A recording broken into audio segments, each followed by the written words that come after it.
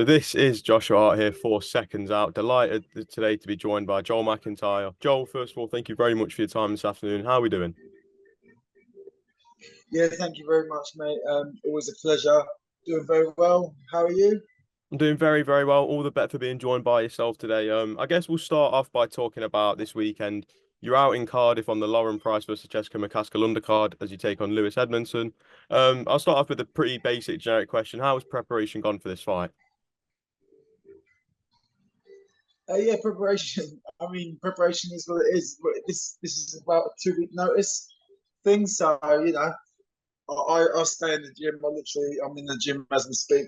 In base camp in Hilsey, and this is where I basically live, my friend. So fucking, I'm always ready. Do you know what I mean? I guess I guess we'll start off by talking about little fights with short notice. Is it always while you're always in the gym? Is it always just that little bit harder to prepare for a fight when you're not given, let's say, the 6 to 8 weeks that you normally get given when you're taking a fight on just 2 weeks' notice? Does it make it that little bit harder to prepare for? Yeah, obviously, mate. Yeah, as you can imagine, the weights for a fighter is a problem. Um, it's a big thing about it's always been for myself is that the weight categories are. I just think the weight categories. This is a whole different story, but the weight categories are crazy. I'm banging between light heavyweight and cruiserweight, and I don't know if you know what I'm sure you do, but it's like almost a two stone gap. Yeah. So it's a bit of a weird one really there, especially when they've recently brought in this Bridger weight, which is, you know, I mean, you've got heavyweights that are up here, and then you've got light heavyweights 12 and a half stone, like myself. And, there should be something in between the light heavyweights and the cruiserweights because you've got the cruiserweights in between, but not, don't. I won't bore everybody with that anyway, mate. But yeah, no, listen, it's the weight is always the thing. So I'm currently doing that. But I mean, it is what it is. It is what it is. It is what it is, mate. We just get on with it. Fair enough. Just very quickly, I know we've had you on Seconds Out since your last fight against Ezra Taylor, but about half a year, just over half a year on from that, I guess what can you take away from that experience being in there sharing the 8 rounds with Ezra, a young prospect? Um, man, it's kind of I'm not a journeyman, but we're at different stages of our careers. You know what I'm saying? He's quite new, the same as Louis, exactly the same. I know for a fact Louis is looking for the fight with Ezra, and that'd be a very interesting one. Having shared the ring with Ezra and Louis in sparring, and soon to be Louis in a fight. Um, I know Louis is going to be wanting to impress for that reason, and so it's going to be. I think it'll probably be a different story in with him. But yeah, like I say, we're at different stages of our career. I'm coming towards the end, um, and really, I'm just doing this for fun now. Do you know what I'm saying? So it is what it is. Obviously, you mentioned being at the different stages of your career. How will the experiences that you've had in your career, I guess, help you in the fight with Lewis this weekend? Um, oh yeah, obviously the experience is just I've been on some big shows. I know he has as well, but I've been on some big shows, been on some big bills, and yeah, been there and done that. So it's in with that most respect, it's just another night at the office.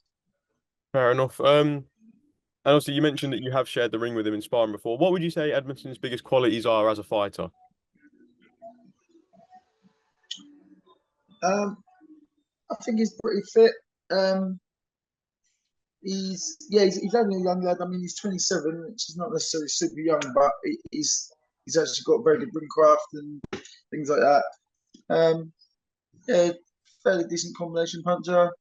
He's I've got a lot of time for him. I like the guy. Do you know what I'm saying? But it came to the fact that we both needed an opponent, and this stuff happens, doesn't it? Fair enough. And obviously, just flipping it back to yourself, I guess you've mentioned in the past, especially after the Ezra Taylor fight with the interview you did with Seconds Out, that you just wanted to have two more fights in your career and then call it a day. Is that still the case? I think so. Yeah, I think so. Yeah, I'm. There's no point in me hanging around any longer, my friends. You know what I'm saying? It's been fun. Do you know what I mean? Um, my top aim was I would have wanted to be British champion. I did like a semi-retirement, and that was proper retirement, ended 2018, and then came back and got my English title back, which I was pretty happy with. I lost that in some bit of crappy circumstances. Really, I'm not sure. Really, I lost that. I lost that fight to Ricky Summers, but it is what it is. But I would have liked to have been fighting for the British at some point, but it wasn't to be. And I suppose regardless of the result on Saturday, if you were to like put together the idea of your final fight, how would you want it to all look? And if you were to sit down, prepare it all, once it's all said and done, how would you like it to look? I would like to test myself against some of these prospects coming through. Either it would have been amazing if I got to fight one of these top prospects or like a world level, like a world beater, like a high level. Just for my own personal, how do I fare against one of these other guys, top level. Just me from down in Pompey, in Portsmouth, in the South Coast, England. Just this guy from this, estate, and how does he get on against the top guys? That have gone through Olympic trials and all sorts. So it would have been nice to test myself in my last fight against someone. For instance, you got the young lads coming through. You got the Ben Whittaker, obviously he's flashy. I would have liked to have had the dance for that guy, or even someone that's high level as Bivol, Beterbiev. I mean, it's a dream fight, but it is the type of fight that I would love to have just because I'm a fighting man, and that's what I love to do. Is that always just kind of? Sorry, just continue. No, you go ahead. I was finished. So is that always kind of just been the mindset as a fighter? You've just, you came into this sport and you've just wanted to test yourself the whole time.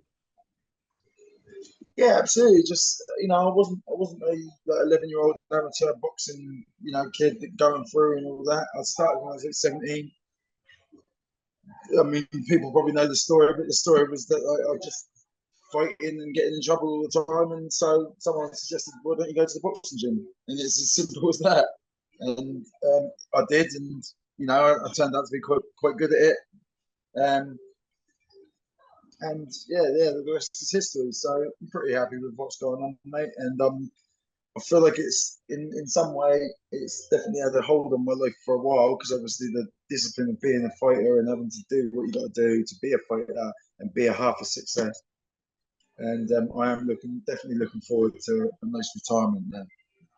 Just very quickly, I just want to quickly get your thoughts on some very big news that broke on the early hours of Saturday morning. Artur Beterbiev versus Dmitry Bivol has been postponed due to a knee injury. I suppose before I fully delve into it, it's just very frustrating. It's a fight that us boxing fans want to see for such a long time, and we're not going to see it quite just yet, are we?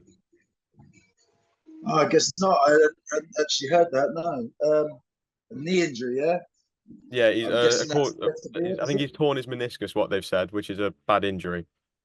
Who, Beterbiev? Yeah, Beterbiev's torn his meniscus Yeah, I apparently. was going to say that sounds like an age related thing there, man. Do you know what I'm saying? So hopefully, I'm sure he can recover, man. There's ways to recover your body well, so hopefully he can recover and then come back, and because it is the super fight that everyone wants to see. Very interesting one. Oh, so I hadn't heard that. So you mentioned the age thing there, which kind of fits into my next question really well. So obviously I've put down that Artur has pulled out of his last few fights. So he'll get a fight set, and then he'll have to pull out and get a date rescheduled. Do you reckon this could be a sign that the training camps are possibly becoming a little bit too hard for Artur, because he always looks to be the same beast in the ring? So could this just possibly be the training camps becoming a little bit too tricky for his body to handle? yeah, definitely. Well, that's exactly what it is. It's definitely the training that's done him in. The Yeah, I mean, in my opinion, I work as a personal trainer. I'm in the gym now. I'm in here all the time, and I'm constantly researching and constantly learning new things about training. And old school boxing training, as great as it's brought all these old school champs and all these absolute legends through, it ain't good for your body long term. It just ain't. It's just not. There's no longevity there. Do you know what I'm saying? He's at that age now where maybe he's pounded them pavements too many times, and always, you know, just whatever it's, well, it's the knees. So yeah, it's the legs. You know, he might have twisted something in sparring as he's moving around the ring, and a fatigued body doing that, it doesn't take a lot. You know, you're gonna do damage. I always say to my clients that you walk out of the gym in worse shape than you walk in the gym. You go to the gym to get healthy and get fit and get strong.